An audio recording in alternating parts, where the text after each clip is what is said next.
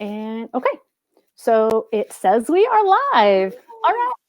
Hello, everyone. Thank you for joining us. My name is Shelley Kino, and I am a master IEP coach.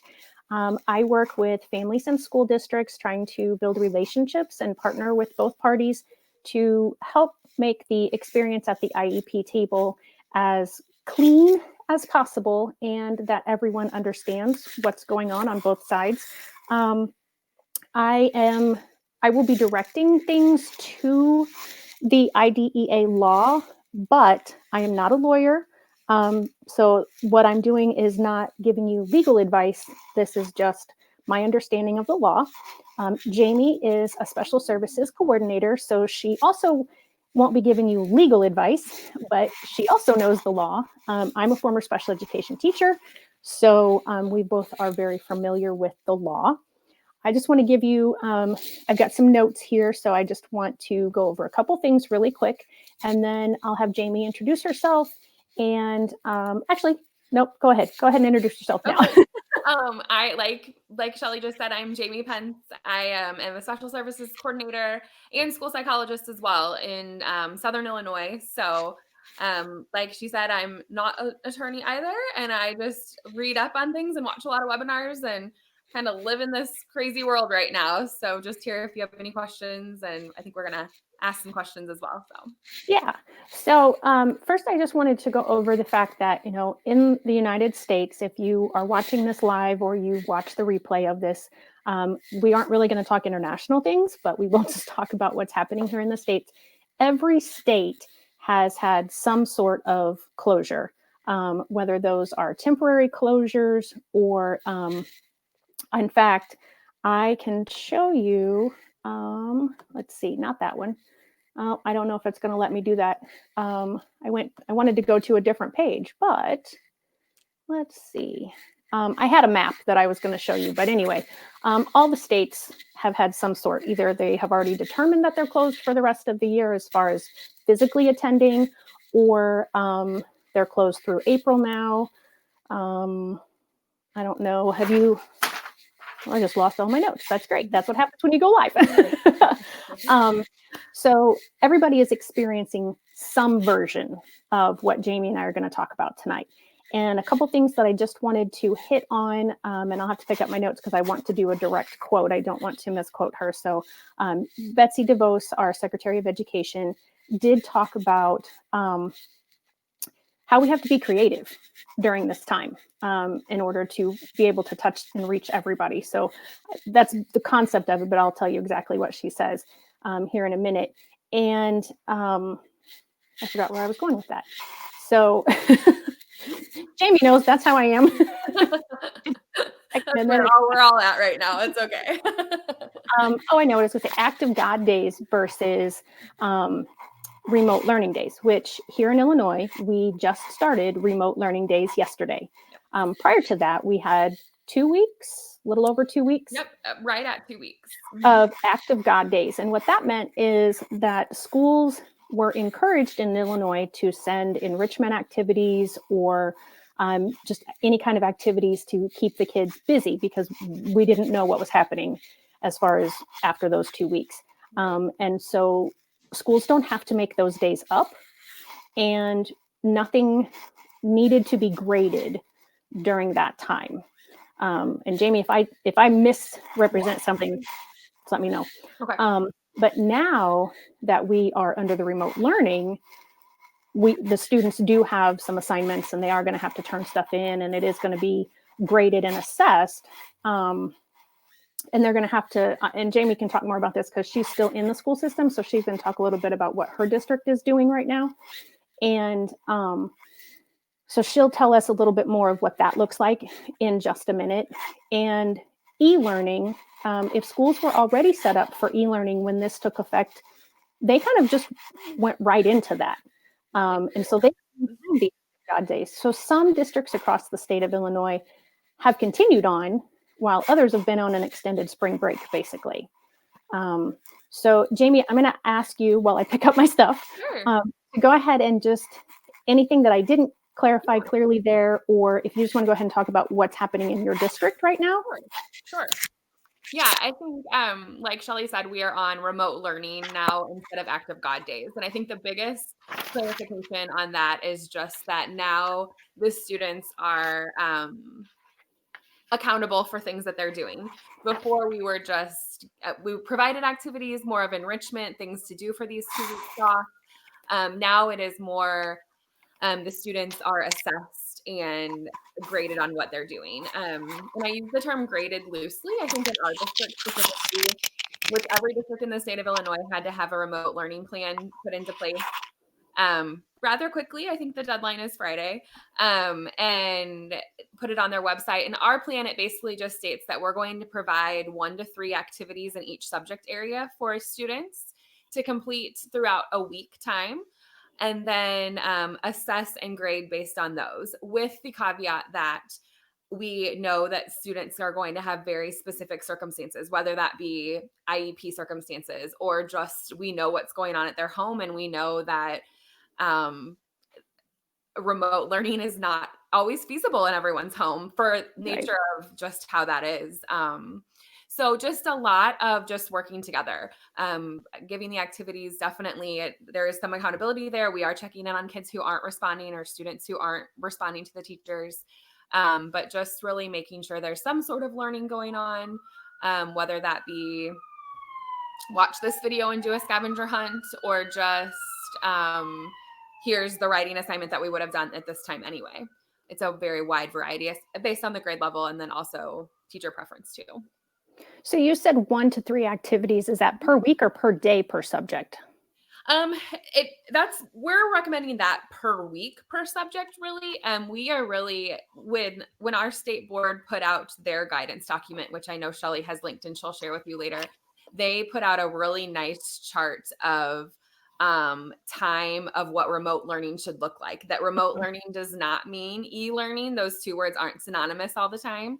And that remote learning is more of, it's a get what's critical to the standards. It's not, I'm going to sit here for 6 hours and teach you over a video conference or expect you to do 6 hours worth of work while you're at home. So we're really following those guidelines. So 1 to 3 activities a week in each area, and some are doing more, some are doing less. Math, I think they're still doing something daily in math, but just that was kind of the guideline that we put out for per week, per grade level, or per grade course. Oh, okay. Yeah, I've got the, let's see, where did it go? I'm hoping that in just a second we will see my, I love that chart. Hope everyone can see it. yeah, so it lists by minutes maximum and minutes minimum, and then age levels. So pre-K, for kindergarten, first, second, third, fourth, 6 through 8, and 9 through 12. And then you can see that they each have a minimum and a maximum. And then once you hit the 6th grade, most school districts have multiple subjects and multiple teachers. And so that changed a little bit in the formatting of it as to whether it was per class or per day. So, and I love the minutes because I think that's such an eye opener for families who are trying to navigate this new world. But I really, really like how they put that recommended length of sustained attention on there, because I think that's so important to remember that, not even in school are students sitting at their desk for 6 hours at a time, right, doing schoolwork. That is a very realistic time for length of that sustained attention, especially for those younger kids. Yeah, definitely. So I've picked up my notes. So I do want to go back and do that direct quote from Betsy DeVos. She said, "This is a time for creativity and an opportunity to pursue as much flexibility as possible so that learning continues. It is time for all of us to pull together to do what's right for our nation's students." And I think from what I was hearing, at least, the Department of Ed and the different states were putting out information that it can't be super specific because there are so many different aspects in teaching and in districts across the country. So it has to be broad enough to cover everybody, but then people want specific examples. Right. I think some of the first things that were put out, some school districts around the country were saying, well, we don't know how to support our special education students, so we're just not going to offer anything at all. And that was very scary for a lot of families that have a child or children with special needs. And some of the people took that particular comment as, oh, they're going to take all of our special ed rights away. And I'm like, no, that's not what's happening. But with the law, it talks about the word appropriate. And the word appropriate has always been to that individual student, but in relation to the general education population. Is that correct, Jamie? Yes, very much so. That whatever this is no way and is doing away with special education. Actually, we are, I would say, every coordinator, every director I've talked to is probably working with their district staff more than they ever have before to make sure that we're giving that individualized needs to the students with IEPs, and making sure too that whatever we're expecting of a general education teacher, that we're expecting that of a special education teacher, and really above that, as well as doing check-ins and more communication and things like that, more Right. individual, obviously. Yeah. And I think some parents that I've spoken with are worried because it's not going to look like it has been. And Mhm. so they are concerned about therapies. And so let's talk about that. So, are there any other changes to the laws or the regs, the requirements that we haven't already touched on? I don't think so. I think that special education still is there and all the laws still apply right now. Um, it's so no really big major changes in Okay. that avenue at all. Since And especially since the new guidance came out for us, at least right. in Illinois here. So, and we kind of already talked about this where you talked about what is happening in your Mhm. district. How is your district, and I apologize, I didn't preface this to you beforehand, Okay. handling the therapies like your speech and your OT and your social work and that sort of thing? Yeah.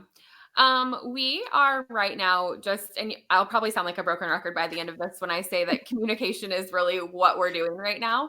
All of our therapists are reaching out, all of our related service personnel are reaching out to their caseload on a weekly basis. So, really, whenever they were supposed to see the child in the schedule, we've asked that they reach out to the family Oh, either very via good. email, or some have chosen to do some teletherapy. I think we're very cautious about teletherapy because a lot of the related services that would create more work for parents, and we know that that's not always feasible right now either. So they're Right. really just reaching out to the families and seeing what works best for them. Our speech pathologists have uploaded all of their articulation tips and tricks and videos to either a Google Classroom or YouTube so that parents can see what they would do. We do a lot of for articulation, we do a lot of the 5-minute speech. So really just doing 5-minute speech lessons in those YouTube videos. We've done several Zoom social language groups and social skills groups. Just trying to make sure we're reaching out and touching base with all of those families in those areas. And our, Yeah. our occupational therapists and physical therapists both emailed home activities that you can do at home, what they would tell the classroom teachers to do Mhm. to accommodate and help in those areas as well. And I know I have a parent who her child is very involved and had lots of different therapies. And she says, I don't know how to do all of that stuff. And my whole support system for my child just disappeared. Mhm. And I don't know, how to do all of these things. And I didn't realize how much I depended upon that whole Mhm. team of people. Um, so I'm hoping that through all of this, parents and school districts will have a better appreciation for each other, For sure. um, and how much work both sides are having to do right now. Right. And how As much far as behind the scenes work there is on both ends of things that, some days it's just getting to school that family is dealing with that we don't realize at a school level, and then how right, that impacts the whole day. yeah, and what are as far as like the IEP minutes, Mhm. how is that translating now? Yeah, I think, that's gonna vary anywhere you look, and I've learned that more today, than anywhere, even in our small communities. IEP minutes for us right now, we are once again, the case managers are reaching out to everyone on their caseload on a regular basis. If you have instructional support in an area, we're giving you activities, and that's kind of how we're quote unquote meeting your minutes of. I've asked all of the special education teachers to really dig deep into those IEP goals and create their lessons and their activities based on each student's goals rather than probably the curriculum that they were going to put into place during this Right. fourth quarter so that it's really goal based. And obviously instruction, it should always be very goal based, but there's a lot of other things we do outside of goals. So we just really wanted to make sure that we're touching on their IEP goals at this time with any activities that we're doing.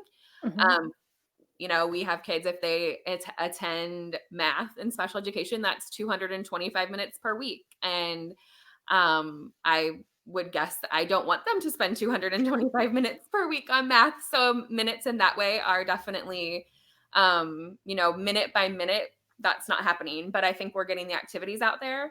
And then once again, that communication to say, this is how we're going to meet your child's needs at this time. Our case managers are talking with their general education teachers for accommodations. And that I would encourage any parent listening to make sure that that's happening as well, especially if you have kiddos who just have minimal supports, but heavy on accommodations and general education classes.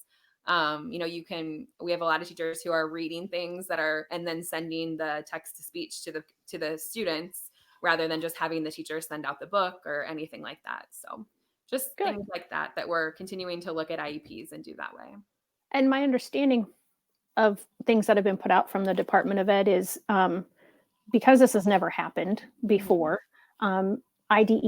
IDEA doesn't really talk about what to do in this kind of situation. And so school districts and states are trying to figure out exactly, how to do this. And I think that's where when Betsy DeVos talked about the flexibility, I feel, I don't know her, but I think that's probably what she was talking about is, I don't feel like we can expect the exact same thing or the exact same amount of minutes um, because no one is getting that right now, whether they have an IEP or they don't.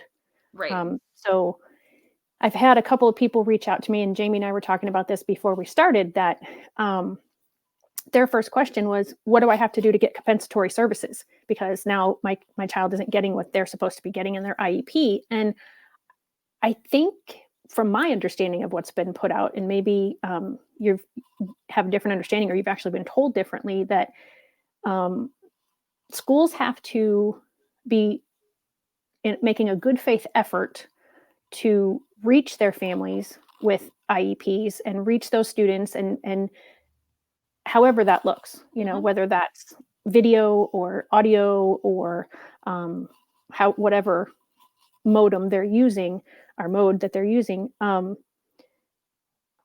But they have to take meticulous notes, and I believe the word meticulous is actually used. And so I think that my advice to parents is to be patient. Jamie, you have a great saying, and I have glommed onto this since you said this a couple of years ago.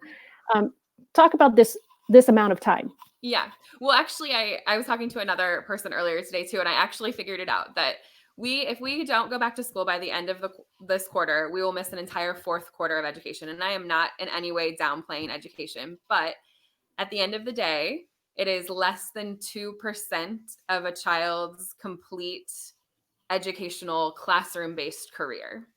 And And that's a typical kid. and that's right. That's every single kid. Yeah, Typical every single child, and that they go to school for 13 years, kindergarten right, through 12th grade, correct? right. And so it's less than 2%. And so while right now, and I don't know why I keep going back to fourth grade as my example, but fourth grade, Because I know that's where I taught when I was. yeah, I know that they learn a lot in fourth quarter and fourth grade, and I know that that is so important. But in the grand scheme of things, and that's why I told my friend earlier that students are learning so many life lessons right now, even out of the classroom. Mhm. Adaptability, independence, creativity, using resources that you've never used before.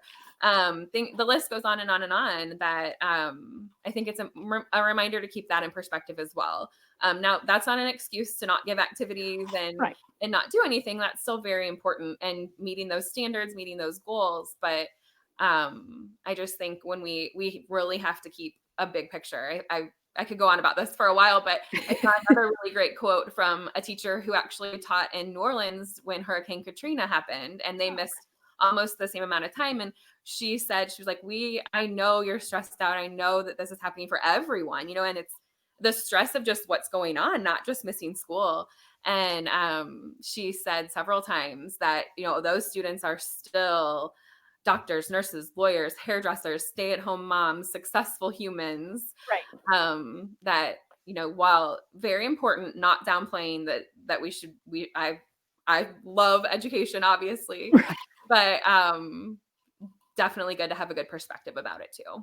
Yeah. And she told me that a few years ago, and that was such a light bulb moment for me because um, as a special ed teacher, I would have to implement interventions for 4 to 6 to 8 weeks. And the gen ed teachers and myself as well were like, why do we have to do this? This is such a long amount of time. And when she explained it that way, that to me was, oh, yeah, there's a big picture that we need to focus on too, not just this moment in time. That's the school psychologist in me. So, how are timelines for like initial evals or 3-year reevals or just annual reviews? What's Mhm. happening with those? Yeah, right now we really don't have any leeway on those timelines. I know that there's been some communication sent to the federal powers that be, OSERS, and just the Department of Ed in general. But so we are still tied to those timelines. The only difference that is made is because I'm speaking for Illinois, but anytime an act of God day is used, that does not count as a school day. So Right, if we're looking at like an initial evaluation timeline, that you have 60 school days to complete those. So those 10 school days that we took off for act of God days did not count in that timeline, but right, their timelines restarted then yesterday when we went to remote learning days. We're still expected to meet annual review expiration dates and all of that. I know every district does it differently, even in Illinois, but we do all of our annual reviews at the end of the year. So we're in the middle of our what we call the annual review season. hmm, And so we've been doing video conferences for those and making sure we can get everyone on that we can. And we've had very good success with that. It's been very nice. And then same with 3-year reevaluations. We kind of group those into our annual reviews in my district, but you would still be expected to hold the meetings for those as well at this time. right. So that goes back a little bit to the law too, because some of those timelines are based on school days, some are based on calendar days, some are based on business days. Yeah, So knowing all of those little idiosyncrasies too is important because, yeah, when somebody says day, right. most everybody just thinks calendar and they don't even think about the fact that, oh no, that one might just be a school day. So Mhm. that was good clarification. And you talked about kind of the next thing on the list, which was the meetings. So Mhm. now that you're holding the meetings virtually, Yeah. what is different about those? How do you take care of confidentiality? We well, first and foremost, we once again communication. We talked to all the parents before we even set up that video conference and said this is what it looks like. We have asked that everyone participates be in a private room that none of their family members would be able to hear or get into, like be able to be part of the conference that we would not expect. Mhm. I will say on Monday it wasn't foolproof. We had a few kids who just knocked right through their mom's bedroom door. Of But course.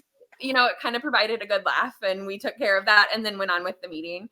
But yeah, we're just talking to the parents before. I think we all have the idea of confidentiality as well. I will say too that like HIPAA laws in general, and then FERPA falls under HIPAA, Mhm. um, are kind of relaxed a little bit more than we've ever seen.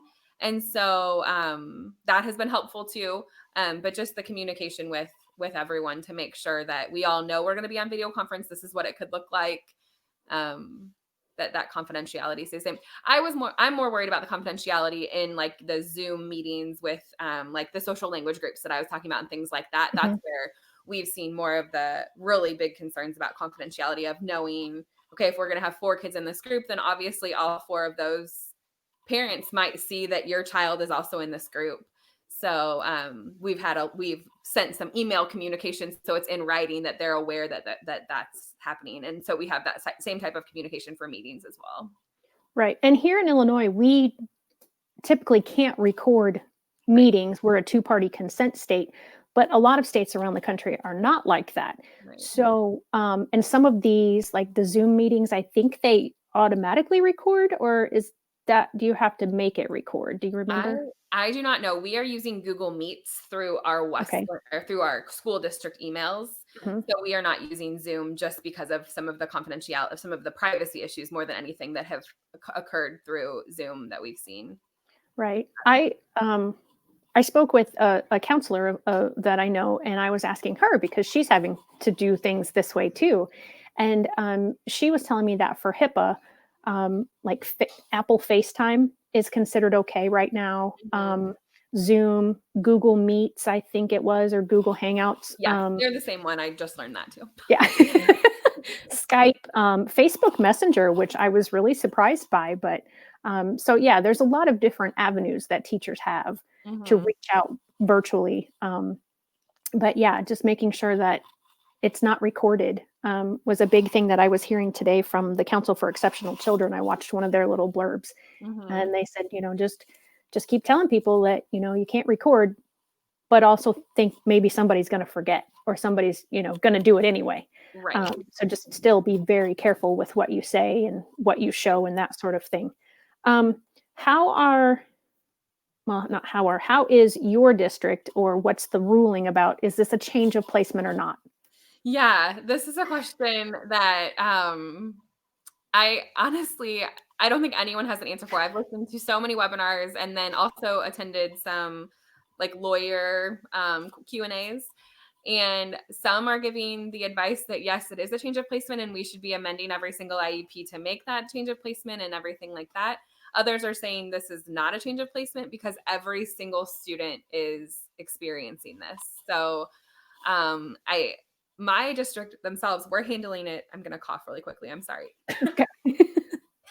Sometimes that can be louder. Um, I my district itself is handling it that it is not considered a change of placement at this time because we are still providing the activities and the communication that we would expect to be provided as if they are a student in general education or a student attending a school building. Okay. We have the same expectations of our special ed teachers to do the same type of activities, individualize them, and accommodate them that the gen ed teachers are expected to do for all of the students. So we are obviously I had our case managers check in with all the students and the parents and say, this we are following the remote learning plan for minutes and things like that. And just kind of have that verbal conversation so that everyone's aware of that. But we are not making any I say permanent IEP changes, but Right. nothing that we would put into the IEP that says anything other than activities during school closure and or school building closure are promoted online or through other ways, basically, is kind of what Right. I'm saying. Something that just popped into my head that I hadn't Mhm. thought about. Um, Progress reports normally come back, after however much time each IEP is set up to be for. Yes. Has there been any discussion on how those will look, or even if those are going to happen? No, there has not been.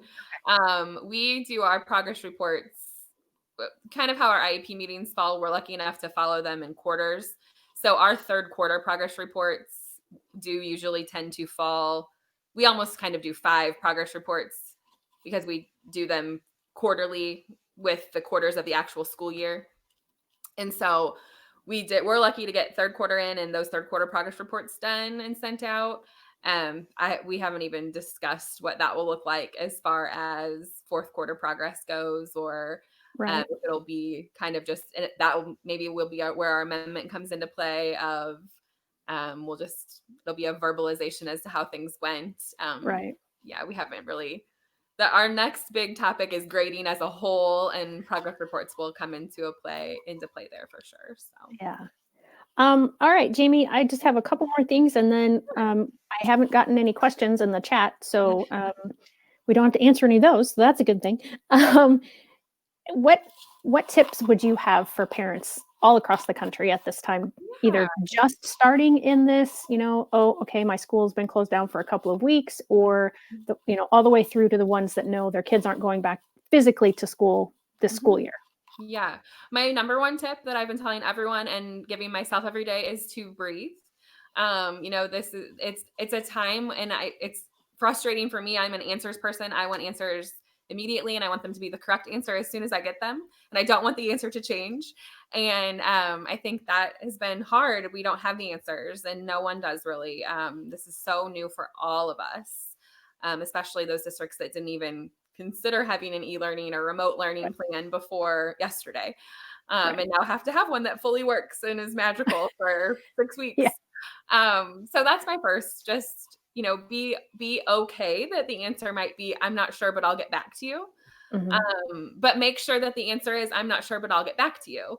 Don't take, I don't know for an answer unless it's a question that really someone doesn't know, and let them research it for you. Communication, that's what, if you're not happy with something that someone's doing, or you're confused as to what this looks like or how this is meeting your child's goals and minutes and placement, reach out to whoever is in charge of that, whether it be the child's case manager, related service personnel, district administrator, principal, anyone, just to touch base. Because if you're struggling with it, I'm sure someone else is, and we're not going to know that, or what those flaws are, or what's working and what's not working, unless we hear it from the parents and the families who are in the trenches every day while you're trying to run a household and probably working as well.